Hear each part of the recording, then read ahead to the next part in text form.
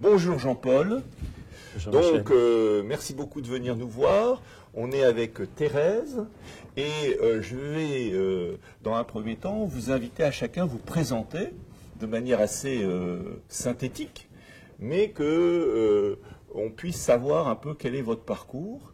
Et vous pouvez le présenter d'ailleurs d'une manière sympathique et illustrative, puisqu'on est dans un média de télévision qui est très sensible à l'histoire, à une belle histoire. Merci Michel, merci Thérèse, merci de votre invitation.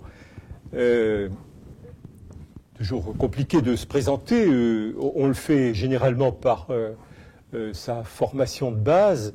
Je suis un économiste, je suis un docteur de l'université de Paris 1 et j'ai fait de l'économétrie. Ceci n'est pas anodin parce que j'ai fait de l'économie par les mathématiques.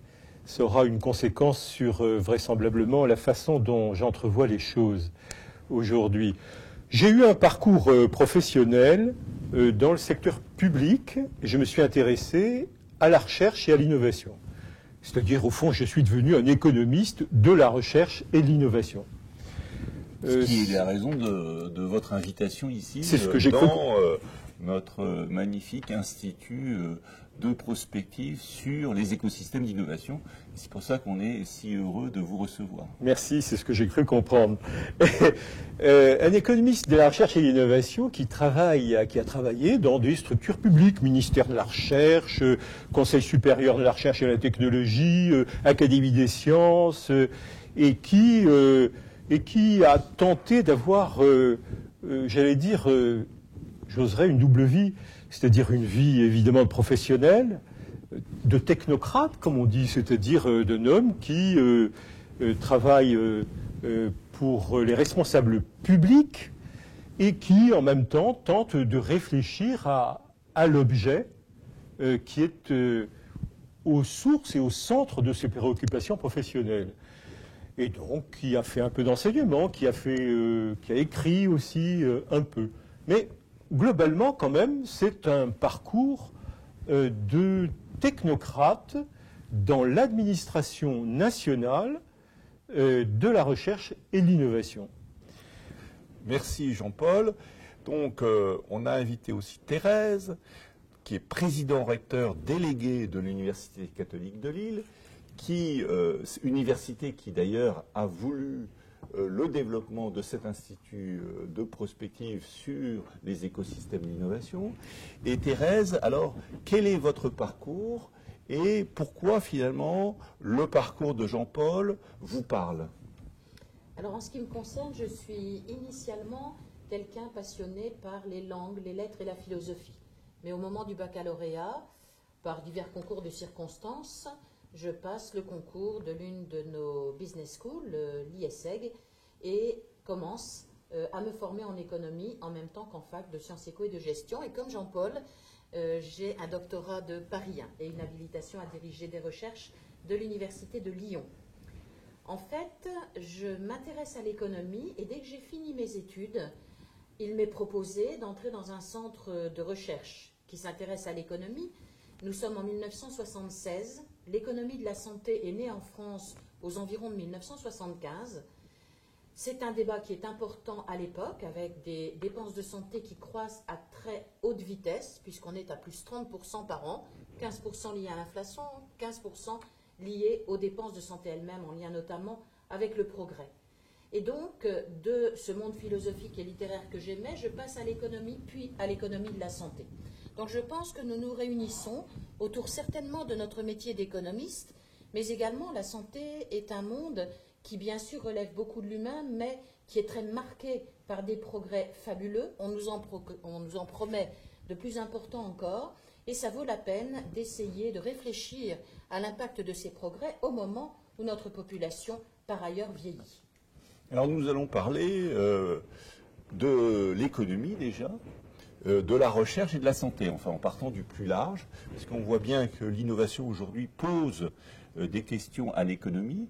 On pourrait même se dire, on pourrait même faire un jeu de mots et dire, bon, bah, quelle est l'innovation dans l'économie et quelle est l'économie de l'innovation, hein, pour paraphraser Edgar Morin. Et puis, on va parler de recherche, puisque la recherche, c'est le fondement de l'innovation. En fait, quand parler de recherche, c'est aussi parler d'innovation. Et puis, on ira jusqu'à ce secteur, en fait, plus particulier qu'est la santé, puisqu'on a la chance d'être avec Thérèse, et que même si vous n'êtes pas un spécialiste de la santé, malgré tout, dans le cadre de votre réflexion sur la recherche, on l'évoquait en préparant l'émission, le secteur de la santé pèse très lourd dans le camembert, en fait, de la recherche en général. Alors, la question de l'économie. Alors, c'est peut-être l'occasion de souligner tout de même qu'on est dans une période tout à fait particulière. J'ai la chance d'être avec deux économistes. Est-ce qu'on peut qualifier ce moment très particulier dans lequel nous sommes aujourd'hui? Puisque si on remonte à 20 ans, je crois qu'il y a des questions fondamentales qui sont en train de se poser dans le monde, dans cette spécialité qu'est l'économie. Même si c'est une spécialité du général, mais on est tout de même dans une science bien particulière, et il me semble qu'on peut dire qu'aujourd'hui se posent des questions dans cette science très radicales, il me semble, par rapport même à son histoire. En général, on est à un tournant. Alors, comment vous qualifieriez ce moment de bifurcation et quels sont les choix auxquels on est confronté? Alors je pense par exemple, pour donner un aspect un peu plus concret, on parlait récemment, je lisais un rapport sur les chemins alternatifs à la croissance ou à la transition énergétique, enfin la transition tout court, et ce rapport faisait bien remarquer qu'au fond, entre ceux qui ne voulaient rien changer et ceux qui voulaient changer, à l'intérieur même de ceux qui voulaient changer, il y avait une diversité de points de vue très très différente. On voit bien qu'il y a une très grande diversité entre la décroissance, la croissance verte, l'économie bleue. On voit bien qu'en fait, on est dans un grand débat qui touche les fondements même de l'économie. Alors quelles sont les questions essentielles, puisqu'on ne va pas avoir peut-être le temps d'aller dans les réponses, et puis peut-être qu'il n'y a pas aujourd'hui de réponse complète, mais quelles sont, Jean-Paul, les questions qui vous semblent clés aujourd'hui, qui qualifient ce moment très particulier de notre histoire économique? Alors, oui, je crois que je commencerai par dire ceci. C'est une question qu'il serait souhaitable qu'on ait en tête et peut-être la mettre en débat. Moi, celle que j'ai en tête est la suivante. L'économie est une science que certains qualifieront de récente. Adam Smith, c'est récent et c'est très vieux. Est-ce que l'économie est une science morale et politique, comme l'a été à ses fondements, ou est-ce qu'elle est et elle doit devenir une méthode? Une méthode à vocation générale, transversale, générique. Il me semble que c'est une des façons par lesquelles on peut poser le problème. Pour ceux qui estiment qu'il doit s'agir toujours d'une science morale et politique, ça veut dire que celle-ci pourrait receler des repères relatifs à ce que pourraient être des enjeux au plan de la cognition et des défis au plan de l'action. Donc, pour ceux qui estiment que l'économie est ou doit redevenir une science morale et politique, c'est la question éventuelle des enjeux, des défis qu'elle est susceptible de qualifier et de mettre en scène. Pour ceux qui estime que non, c'est une méthode générique. C'est ceux qui estiment que la recherche de l'efficacité par rapport à un objectif explicite ou implicite est la question essentielle. Voilà pour moi la première façon de positionner les choix auxquels nous sommes peut-être contraints aujourd'hui. Alors Thérèse, comment vous réagissez ou même vous pouvez d'ailleurs déplacer complètement la question d'une manière différente parce que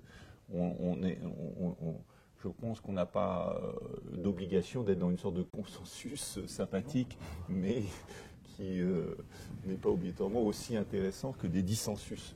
Alors Thérèse, avez-vous un consensus ou est-ce que vous aborderiez le problème d'une manière complètement différente? Alors, disons que je l'aborderai de manière complémentaire, parce que je suis en adéquation avec ce que Jean-Paul vient d'évoquer. J'aime toujours bien commencer des conférences ou des cours en économie en rappelant une définition qui, je pense, peut être acceptée par les économistes en général. L'économie est la science de l'allocation optimale des ressources rares. On parle donc bien d'une science, c'est-à-dire qu'elle a des lois, elle a des outils de mesure, elle peut démontrer. Je reviendrai sur ce point. L'allocation optimale est la partie la plus intéressante.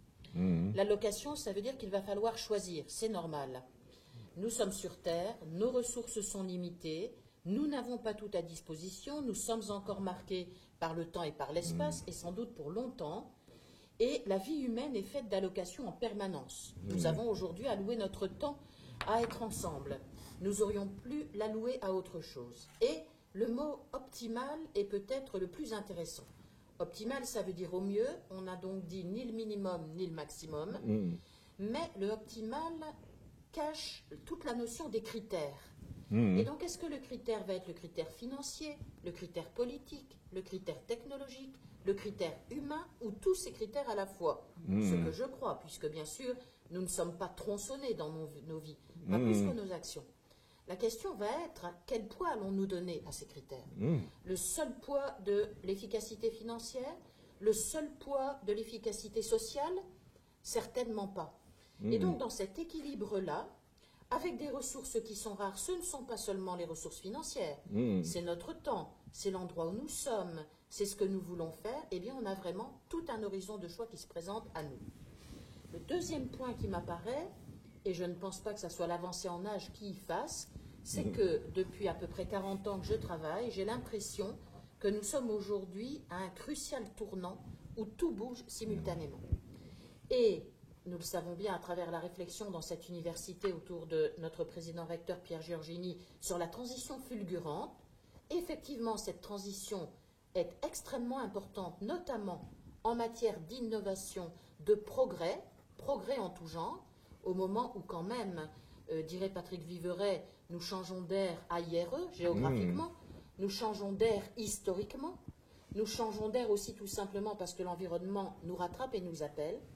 Et à ce moment-là, il n'y a plus un modèle, me semble-t-il. Il nous faut trouver des nouvelles voies. On dira une troisième voie, on est peut-être dans une quatrième, entre les secteurs publics, privés associatifs, privés à but lucratif. Il y a certainement d'autres modèles à imaginer. Et d'ailleurs, beaucoup de travaux se déploient sur ce point. On est à un moment passionnant. Et pour conclure sur ce point, ce qui m'inquiète le plus, là c'est une inquiétude, c'est le basculement vers de nouveaux modèles alternatifs risque de laisser sur la route une partie du public. Comment allons-nous faire pour passer à ces modèles alternatifs, j'ai envie de dire, sans faire trop de casse, certes en termes d'emploi, mais également d'adaptation et également des questions éthiques. En santé, on y reviendra très certainement. Merci beaucoup. Alors, on voit bien que derrière ces grandes questions économiques, et cette manière de définir l'économie, soit sciences morales et politiques, soit méthode générique, soit allocation de ressources. Donc à ce moment-là, allocation de ressources, on est peut-être plus dans une sorte de méthode générique. Vous vous positionneriez sur quelle, plutôt du côté méthode générique ou sciences morales politiques, ou est-ce que vous vous situez complètement différemment dans cette notion d'allocation de ressources? Et peut-être, Jean-Paul, comment vous percevez épistémologiquement la position de Thérèse dans sa définition de l'économie? plutôt en méthode générique ou en sciences morales et politiques? Non, j'entends bien cette complémentarité qu'opère Thérèse. À l'évidence, elle ne fait pas de l'économie le b.a.-ba de la raison instrumentale. Hein, et ce qui l'intéresse, effectivement, c'est l'économie comme démarche humaine et sociale autour d'objectifs. Alors d'objectifs individuels et collectifs, naturellement. Hein, donc je crois qu'elle tient bien, comme on dit vulgairement, les deux bouts de la chaîne. Hein. Et donc, le soft et le hard, en quelque sorte. Le soft au sens où on voit bien, et ça c'est un point extrêmement important qui est souvent évacué en économie, c'est qu'au fond, à partir du moment où on parle d'allocation de ressources, ben, on parle de où on veut mettre notre énergie, enfin dans tous les sens du terme, et notamment l'énergie tout court. Et ça pose la question hautement morale, éthique, ontologique des valeurs. C'est-à-dire à quoi on donne de la valeur? Est-ce qu'on donne de la valeur à une vie humaine? Est-ce qu'on donne de la valeur à du pétrole? Est-ce qu'on donne de la valeur à un pingouin? La question s'est posée quand l'Erika, enfin la compagnie pétrolière était prête à rembourser les pingouins au prix de leur marché, quoi. Alors ils disaient bon ben voilà, on met les pingouins en bourse, vous nous dites combien ça vaut et on vous rembourse les pingouins. Bon, là on voit bien cette sorte de rencontre entre à quoi on donne de la valeur, qu'est-ce qu'une valeur, qu'est-ce qui a de la valeur, qui est au cœur de l'économie. Alors on en parlait un peu en préparant l'émission. Tout ça, ça repose. Alors ça va nous permettre de faire le lien avec la recherche. Ça amène la question fondamentale aujourd'hui, et c'est peut-être une manière de glisser sur la grande question de la recherche et de l'innovation, de la montée en puissance de l'épistémologie. Parce que derrière ça, il y a l'ontologie, et il y a l'épistémologie. C'est au fond, qu'est-ce que la connaissance? Qu'est-ce qu'elle est la connaissance de la connaissance? Et de quoi parlons-nous quand on parle de valeur et sur quel roc pouvons-nous construire nos références? J'ai envie, Michel, de réagir à ce que vous disiez, à savoir... je le ferai aussi, oui. Vous avez évoqué, c'est très intéressant d'ailleurs, l'allocation des ressources dans la définition que j'ai donnée. Et à mon avis, les points les plus importants sont les deux adjectifs. L'allocation optimale des ressources rares. Voilà. C'est toute la notion du choix. Et effectivement, vous pouvez l'appliquer à l'économie d'un ménage. Comment allons-nous allouer au mieux l'argent qui rentre dans la maison? Au mieux de nos enfants, de nos parents, de nous-mêmes, de ce qui nous fait le plus plaisir à titre individuel, etc. Et de la même façon, vous évoquiez la valeur d'une vie. Cette vie, comment allons-nous lui donner une valeur? Suivant qu'on est jeune ou âgé? Suivant qu'on a encore envie de la vivre ou au contraire plus vraiment? Et donc la société elle-même est confrontée non seulement à des mesures, mais également à toute une appréciation des critères de valeur, comme vous le disiez, que vaut une vie d'une personne très âgée qui est au bout de son chemin. Et là, effectivement, l'appel aux sciences morales et politiques, mais également à l'éthique, à l'anthropologie, à la sociologie, à la culture dans laquelle nous baignons, ou plus largement à l'humanité et à l'humanisme, vont trouver leur voie.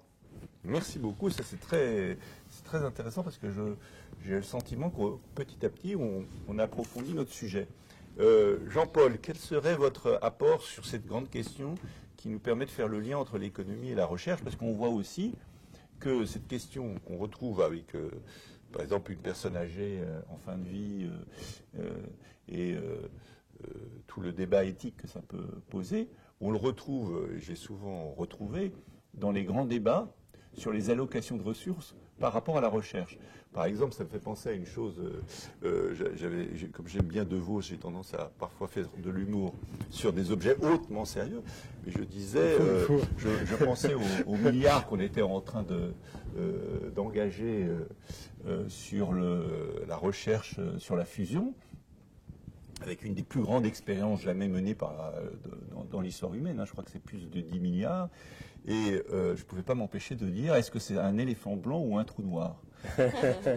Et ça pose bien la question de quoi parlons-nous. On est tout de même sur des objets en recherche et en innovation aujourd'hui qui sont à la limite de la compréhension et même de la logique.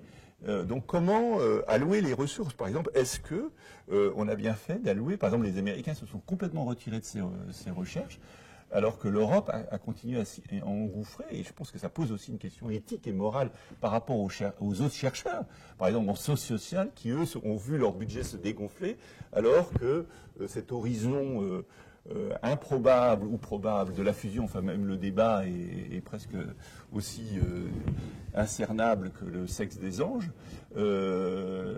absorbe des masses gigantesques d'argent. Donc là, c'est une manière de poser ce débat des allocations optimales de ressources rares. Alors, vous savez, Michel, ce que vous venez de dire, au fond, me fait penser... en terminale, je ne sais pas s'il y a toujours ces livres de philosophie qui s'appellent La connaissance et l'action. Je ne sais pas. Mais moi, j'ai été formé à cette forme de dualité qui n'en était pas précisément. Un des objets de prof de philo était de nous dire qu'il y avait la connaissance et qu'il y avait l'action, qu'il y avait des relations entre les deux. Et c'est très intéressant. Je vais prendre votre question sur cette double base. La question des valeurs se pose et du point de vue de l'action, et elle se pose du point de vue de la connaissance. Et aujourd'hui, ce qui est peut-être en crise, c'est la relation entre la connaissance et l'action.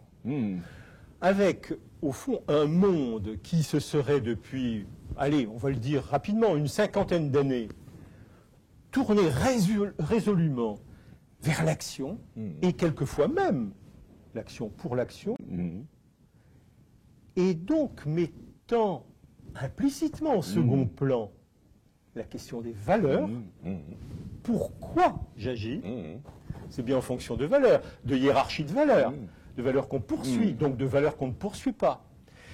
Faisant de la connaissance, quelquefois, pas toujours, mon propos est trop général, une sorte d'adjuvant à l'action. Alors qu'il me paraissait, il y a encore 50 ans, que il y avait une sorte d'équilibre et de renvoi entre la connaissance et l'action. Aujourd'hui, notre monde, au moins occidental, mais le monde est aujourd'hui occidentalisé, serait pris d'une forme de relation à l'action qui serait presque sans limite et qui ferait de l'action sa propre référence. Auquel cas, la question de l'épistémologie se pose d'une manière totalement différente. Ça voudrait dire, si mon hypothèse est valide, à un plan général, parce que j'ai conscience de dire des choses trop générales, ça voudrait dire que l'action devenant sa propre référence, c'est la question de l'efficacité comme cœur de la raison instrumentale qui a pris le dessus sur celle des valeurs. C'est une façon de répondre à votre question. Encore que l'efficacité est un autre type de valeur. C'est-à-dire qu'on peut théoriser l'efficacité comme une valeur parmi d'autres. Sans doute. Mais lorsque vous avez fait une relation entre les actions qui conduit à dire l'action pour l'action, ça veut dire que vous avez établi une sorte d'équivalent général, de comparabilité générale entre les actions possibles, qui fait que vous trouvez avec un équivalent général, qui est généralement l'équivalent monétaire, mais pas uniquement, il y a aussi l'équivalent informationnel. Et le jeu d'ailleurs, mais je m'arrête là, le jeu qui allie l'équivalent général monétaire et l'équivalent général informationnel a, me semble-t-il, un effet très nouveau sur nos conduites, sur cette relation entre la connaissance et l'action. Et donc, vous avez bien compris, je me résume d'un mot, que j'ai le sentiment que notre monde est pris aujourd'hui dans une logique de recherche d'un optimum et non pas d'une allocation optimum des ressources, de la recherche d'un optimum individuel et collectif. Alors là, vous touchez du doigt un des grands sujets qui traverse la pensée contemporaine, c'est qui peut être d'ailleurs un des concepts clés qu'on sera amené à creuser dans cette réflexion sur les écosystèmes d'innovation, c'est la manière dont je le qualifierais de manière très courte, en faisant référence à un des livres qui traite un peu de ce sujet, si vous êtes d'accord, c'est le monde plat. Hein, et ce monde plat qui a été largement analysé par Foucault. Et la manière dont, effectivement, la modernité est en train de créer une sorte de boucle, de cercle vicieux, on pourrait dire, parce que on peut parler avec l'école de Palo Alto aussi de double blocage, en fait, de verrouillage, en fait, d'enfermement, dans quelque chose qui, finalement, sous une apparence de rationalité, est une tautologie autoréférentielle. Donc, finalement, peut, et comme Foucault le montre très bien, être déconstruit et pose des questions, justement, épistémologiques fondamentales. C'est-à-dire que l'hyper-rationalité, en quelque sorte logique, dans lesquelles on construit cette hyper-efficacité contemporaine, moderne, enfin, qu'on peut vraiment qualifier de moderne, parce qu'elle est construite avec l'apparition de la modernité, et elle est déconstruite en tant que modernité. Tant et si bien d'ailleurs qu'on parle de post-modernité. Donc, Thérèse, quelle est votre réflexion? Parce que vous êtes au cœur de cette réflexion, de cette pratique, puisque vous êtes quelqu'un qui avait bien sûr une réflexion théorique approfondie, mais qui avait toujours voulu reboucler, et ça c'est une grande différence avec Jean-Paul, mais les différences sont bienvenues, hein, dans le sens où Jean-Paul, comme lui-même se qualifie, il est plutôt dans le méta. Alors que vous avez été dans le méta, et vous avez constamment une réflexion sur votre propre réflexion, mais en même temps avec une volonté de concrétisation. Et donc, ça vous met en position de soldats du front, en quelque sorte, par rapport à cette question de l'efficacité. Alors, comment vous l'avez vécu dans votre vie, cette sorte de convocation d'une hyper-efficacité? Alors, on ne répond jamais complètement à une question comme celle-là. Elle évolue au cours même de notre vie, personnelle ou professionnelle. J'ai mis du temps à comprendre, par exemple, bien que chercheur à l'INSERM depuis le tout début des années 80, que la recherche fondamentale était absolument indispensable, même si elle ne répondait pas d'emblée à une question concrète. Parce que, comme le monde est complexe, nous ne savons pas à quoi nous allons répondre. Et peut-être que la réponse va nous permettre de faire des progrès fabuleux. Ça, je crois qu'on peut le démontrer. Deuxième élément, je pense vraiment que la recherche pluridisciplinaire, à condition bien sûr de bien ancrer aussi les disciplines, est déterminante. Et d'ailleurs, je pense qu'autrefois, les universitaires ou les philosophes ou le monde qui cherchait, on va dire les choses ainsi, dans les universités, eh bien, empruntaient aux différentes disciplines. Et les chercheurs ou les docteurs, on va utiliser ce mot-là, travaillaient étroitement ensemble dans l'université qu'on pourrait dire médiévale. J'ai bien aimé la remarque de Jean-Paul tout à l'heure qui disait « Est-ce que nous ne pourrions pas être au fond dans un monde qui ferait de l'action sa propre référence ?» J'ai envie de dire qui ferait du progrès sa propre référence. Sauf qu'on ne sait pas de quel progrès nous parlons.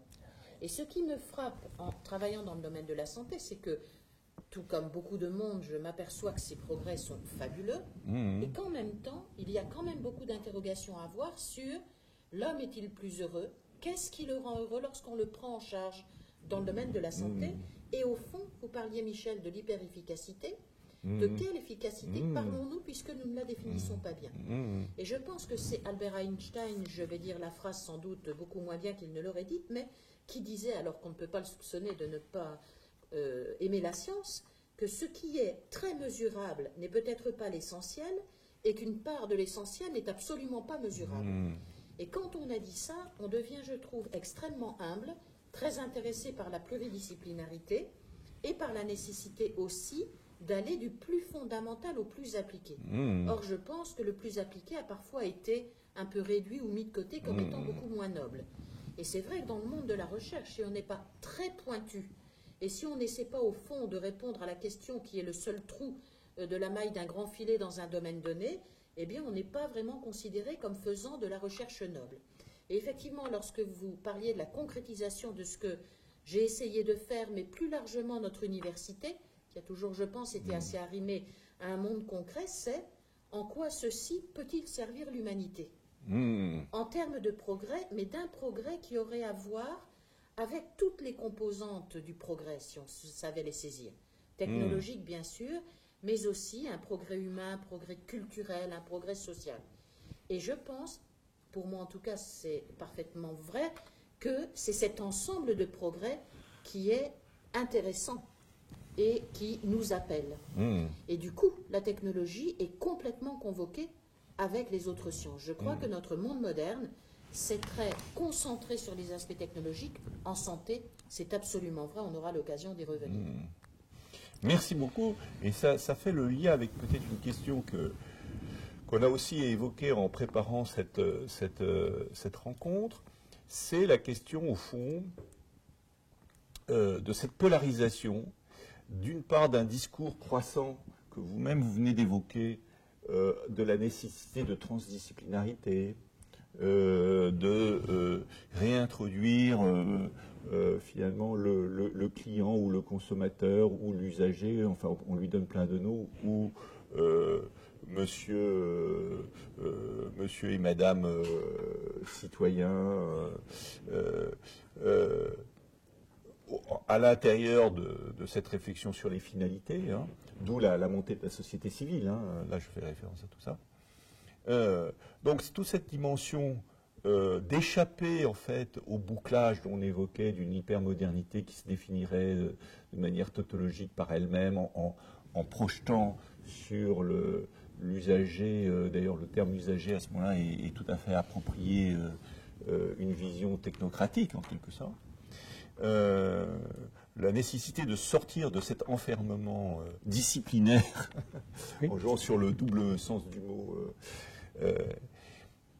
Et puis, en même temps, ce que j'ai moi-même observé de manière fascinante, c'est la manière dont aujourd'hui la recherche, plus que jamais, s'enferme elle-même dans le détail du détail du détail, avec un tropisme qui fait qu'un jeune chercheur a d'autant plus besoin de faire cela que ça assure un avenir à sa carrière, et que inversement quelqu'un qui resterait un généraliste ou qui oserait se perdre dans des couloirs transversaux se retrouve nulle part. Alors on parlait de l'éminence de quelqu'un comme Edgar Morin et de l'impossibilité aujourd'hui de produire des jeunes travaillant dans cette dimension pluridisciplinaire, alors même qu'au plus haut niveau de l'ONU, de la recherche, au fond, ce discours de la transdisciplinarité est tout de même omniprésent. Donc,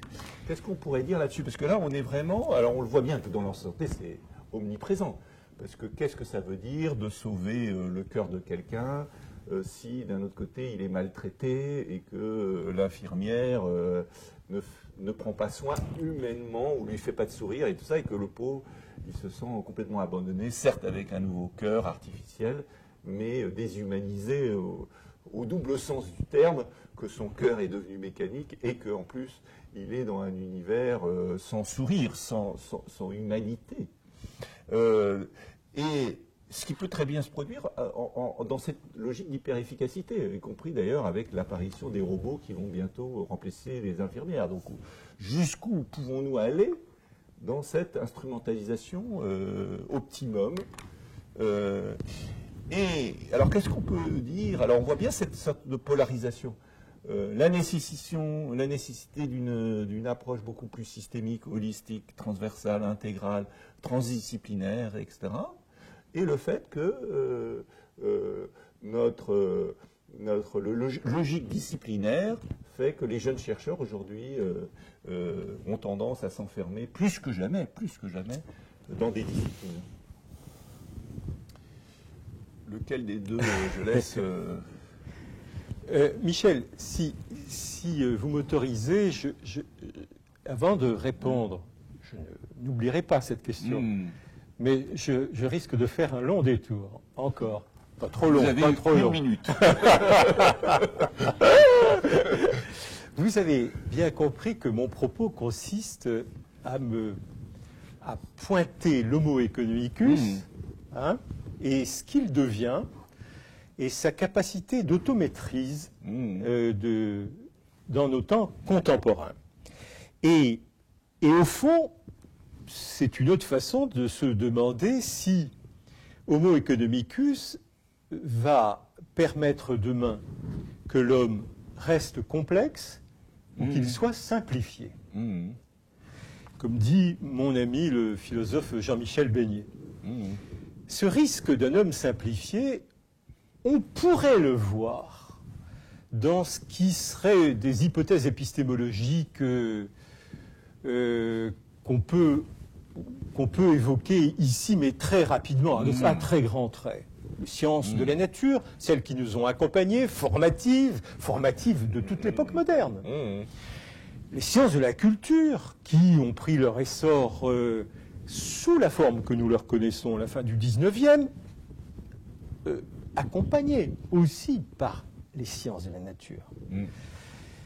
Et qui, les deux ont été accompagnés, les sciences de la nature, par les mathématiques et la physique en particulier, mais aussi, à partir de la fin du 19e, l'ensemble des sciences de la culture ont été accompagnées par les mathématiques. Et aujourd'hui, une des questions qui se pose, c'est de savoir si le calcul ne s'autonomise pas dans le service qu'il rend aux autres sciences. C'est-à-dire s'il n'y a pas, au fond, quelque chose qui ressemblerait à des sciences du calcul à côté des sciences de la nature et des sciences de la culture. Si je disais vrai, j'insiste pour dire si je disais vrai, la question serait à poser en termes quasiment religieuses, mais d'idolâtrie. Nous serions à la recherche d'un optimum, avec un grand O, c'est-à-dire de mise en culte, et non pas en culture, de ce que pourrait être un homme demain. Et ça, c'est un problème, et pour l'homme, mais aussi pour la pluralité du monde. J'insiste beaucoup sur cette notion-là. Et c'est donc, à mon avis, dans ce cadre-là, qu'il faut replacer la difficulté qu'ont aujourd'hui les chercheurs, ceux qui co-organisent la recherche, de se demander dans quel cadre ils sont. Et il nous faut poser ces questions-là. Naturellement, je n'y réponds pas. Je ne fais que poser une question parmi d'autres. Et si nous ne les posons pas, à mon avis, nous mettons nous-mêmes en difficulté ces chercheurs dans la recherche de leur autonomie de recherche, et par rapport à leur objet et par rapport à leur projet personnel. Oui, ça c'est effectivement la question de fond. Alors peut-être, là on commence à être dans l'abîme, je veux dire. Thérèse, est-ce que vous auriez dire quelque chose sur cette question un peu fondamentale de la digitalisation? Enfin, ça me fait penser, le terme qui me vient, c'est la digitalisation du monde. Et une fois qu'on a digitalisé le monde, est-ce qu'on peut résoudre le monde à sa représentation digitale? C'est toute la question d'ailleurs posée par les transhumanistes qui pensent pouvoir formaliser une conscience humaine dans un ordinateur. Est-ce qu'on peut digitaliser la conscience au point de la réduire à une formule mathématique en quelque sorte? C'est complexe. Alors, vous avez évoqué, Michel, tout à l'heure, je garde bien vos questions en mémoire, la question de l'introduction meilleure de l'usager, du consommateur, de monsieur et madame citoyen. Au fond, qui a-t-on envie de réintroduire dans tout cela? Moi, j'ai envie de dire l'être humain, tout simplement. Que veut-il? Et je vais peut-être prendre des exemples qui vont vous sembler terre à terre, mais je n'arrive pas à dissocier de la réflexion plus scientifique ou universitaire que nous sommes en devoir d'avoir dans les métiers qui sont les nôtres. Observez bien qu'est-ce qui fait plaisir à l'être humain. Le plus grand chercheur fut-il, au fond, c'est que nos familles, même si parfois elles ont leur handicap, leurs difficultés, se retrouvent, soit en affection, que dès que quelqu'un, aussi grand soit-il dans son métier, etc., côtoie la mort ou la souffrance, on le voit retourner vers ce qu'il va appeler tout à coup l'essentiel. La définition du bonheur a-t-elle tant que cela évolué? Le vrai bonheur, pas simplement le plaisir que l'on peut trouver ici ou là, y compris grâce au progrès. La reconnaissance. Et je me dis, au fond, l'être humain reste fondamentalement le même là-dessus, et le progrès dans lequel on l'emmène et la digitalisation que vous évoquez, je vais y revenir, satisfait-elle ce besoin de l'être humain? J'en doute, y compris pour nos jeunes, qui nous disent régulièrement, y compris dans cette université, j'ai beaucoup de contacts, mais je n'ai pas d'amis, ce qui est une phrase redoutable, ou beaucoup de connaissances, mais je n'ai pas d'amis.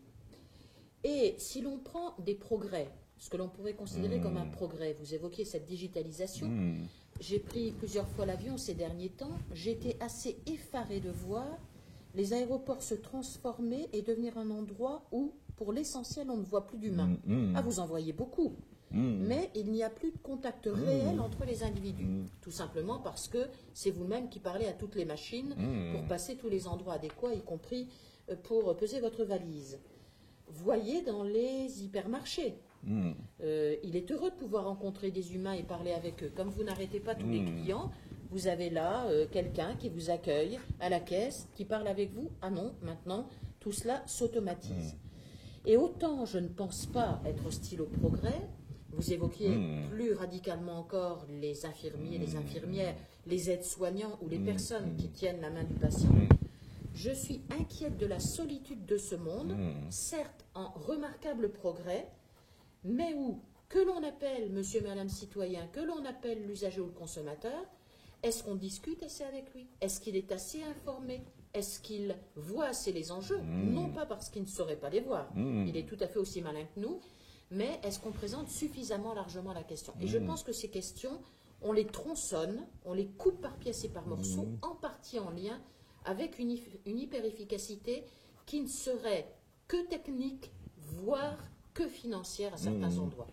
Et ça, je pense que c'est une question de fond où tout le monde est convoqué, ce qui n'est pas du tout mettre de côté le progrès, loin s'en faut, Dieu sait s'il fait des choses fabuleuses, mais quant à savoir si ceci apporte réellement ce que cherche tout être humain, je le dis régulièrement avec nos étudiants dans les cours, au fond, si l'économie, c'était elle qui nous avait fait démarrer, ou la recherche, sont des sciences qui nous permettent d'avancer, est-ce qu'on avance pour le bien et le bonheur de l'être humain? C'est quand même cela qu'il cherche sur Terre, j'ose l'imaginer. Il serait intéressant de faire le lien sur le débat avec le débat qu'on est en train d'avoir, avec un livre qui s'appelle High Tech, High Touch, qui montre cette articulation entre finalement les hautes technologies et la nécessité, à travers le High Touch, d'un nouveau regard sur l'humanité, sur l'humanité, enfin sur le côté sensible de l'humain.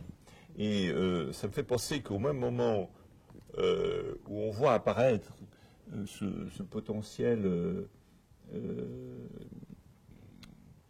discours sur la digitalisation du monde, enfin, et je pense qu'on est tout de même dans quelque chose qui dépasse même ce qu'avait imaginé Foucault, finalement.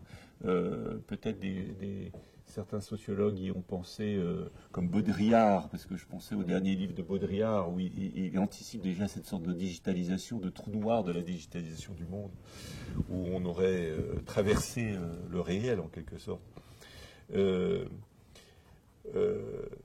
Mais on voit apparaître au même moment, y compris aux États-Unis, qui est particulièrement touché par cette digitalisation, on voit apparaître la notion du care, c'est-à-dire prendre soin de soi, prendre soin des autres, prendre soin des animaux, prendre soin des plantes. Donc, est-ce qu'on n'est pas finalement en train de vivre de nouveau ces moments de grande bifurcation où brusquement une nouvelle dialectique apparaît? Ça me fait penser au début de l'ère industrielle où l'hyper-rationalité, déjà pour l'époque, il y avait un saut extraordinaire dans la rationalité et ça a créé le romantisme. Et en même temps, c'est Rimbaud qui exprime de manière très poétique le fait qu'il faut être moderne. Je ne sais plus quelle est sa phrase. nous ne pouvons être que modernes ou quelque chose comme ça, et en même temps, toute sa poésie est une forme de critique de la modernité, et lui-même va vivre cette modernité de manière plus ou moins... Est-ce qu'on n'est pas en train de vivre de nouveau ce grand paradoxe entre des tendances qui s'opposent, mais en même temps qui s'articulent et qui renvoient l'un à l'autre? C'est-à-dire que, est-ce que... j'avais écrit un petit texte là-dessus en disant les robots vont nous rendre beaucoup plus affectueux les uns avec les autres, parce que d'abord eux ils sont toujours très polis, donc ils vont nous apprendre la politesse.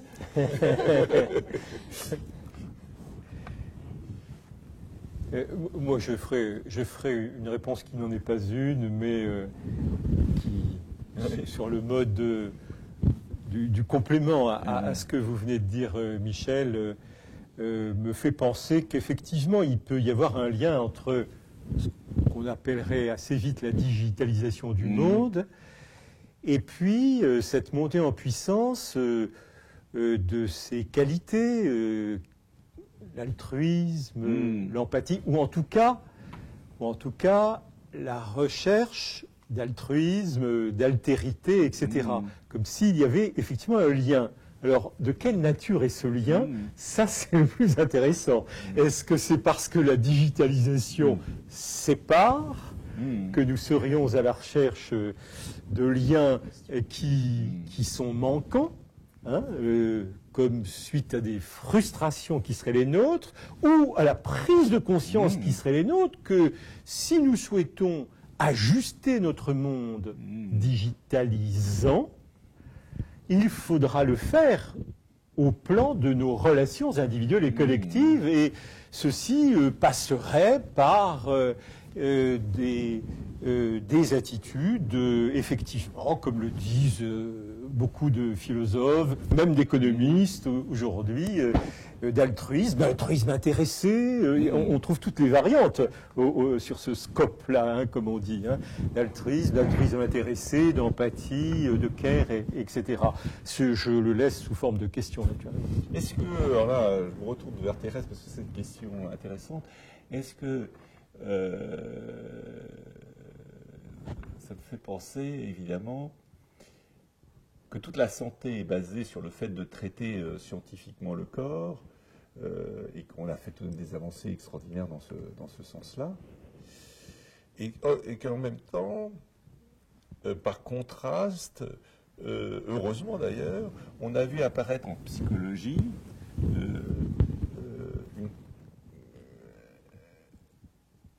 l'idée de l'altérité, en fait. Bon, qui a toujours été présente en philosophie. Les philosophes ont toujours posé la question de l'altérité, parce qu'elle est au cœur de la philosophie.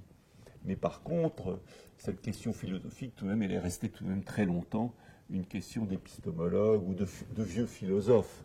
Parce qu'au fond, la question de l'altérité, lorsque l'on vivait dans des grandes religions établies, était pratiquement inexistentielle, puisque la religion, comme son nom l'indique, reliait les gens dans un référent. Donc le problème du tout autre ne se posait que par rapport à la figure de la divinité, éventuellement, encore que même la plupart du temps, comme on était dans une dimension autoréférentielle, il n'y avait que des grands penseurs religieux qui nommaient Dieu comme le tout autre en montrant l'abîme que cela impliquait.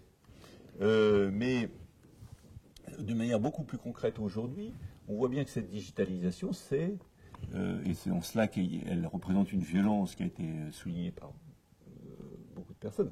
La digitalisation, on est dans le même.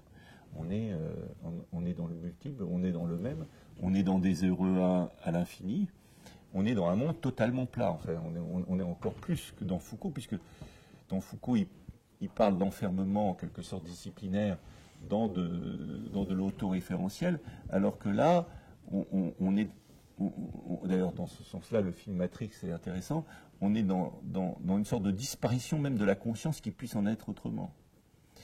Hein? Et en même temps,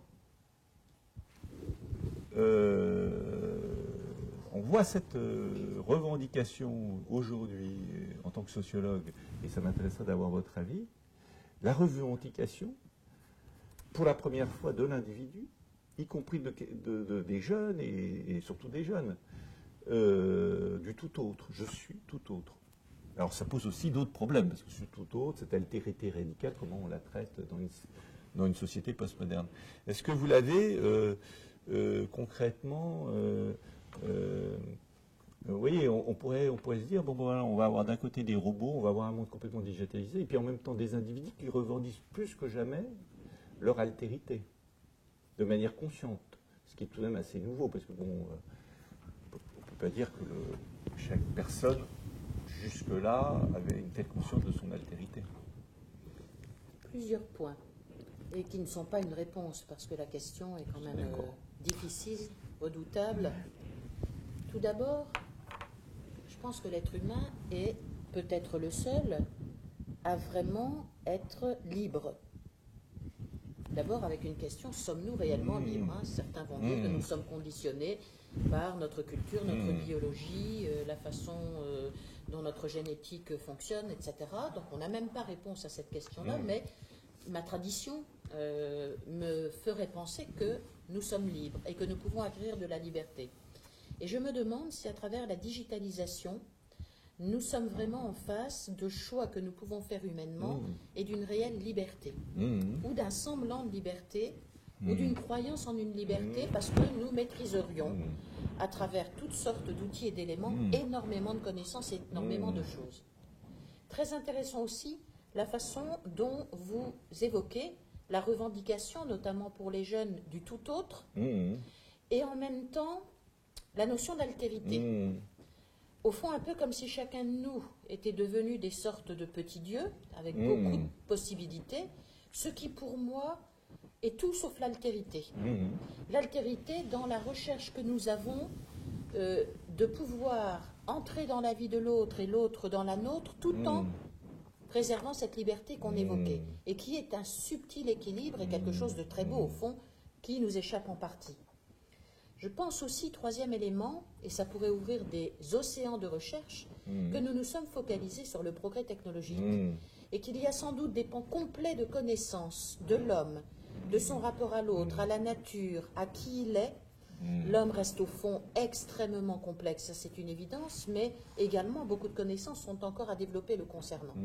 Et en fait, j'ai l'impression qu'on a pris une voie très forte, allant jusqu'à la digitalisation et la robotisation, et qu'on en a peut-être oublié d'autres que d'ailleurs il n'est pas toujours politiquement correct d'explorer. C'est par exemple toute l'importance de notre psychologie, mais également de notre rapport les uns aux autres, dont on voit parfois que ça peut faire des miracles dans certains domaines.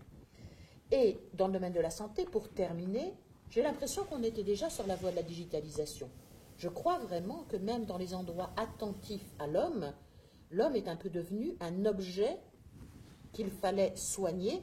Et ça semblait le plus important. D'ailleurs, quand on dit qu'on manque de temps, on dit « je m'occupe de le soigner, je n'ai pas tellement le temps supplémentaire pour lui parler ou le considérer ». Qu'est-ce que le soin? Est-ce que ça n'est que ce volet technologique ou est-ce que tout l'autre volet est important, ce que nous serions tentés de croire? Merci beaucoup. Alors, je pense que là, on a ouvert beaucoup de questions. Merci Jean-Paul, merci Thérèse.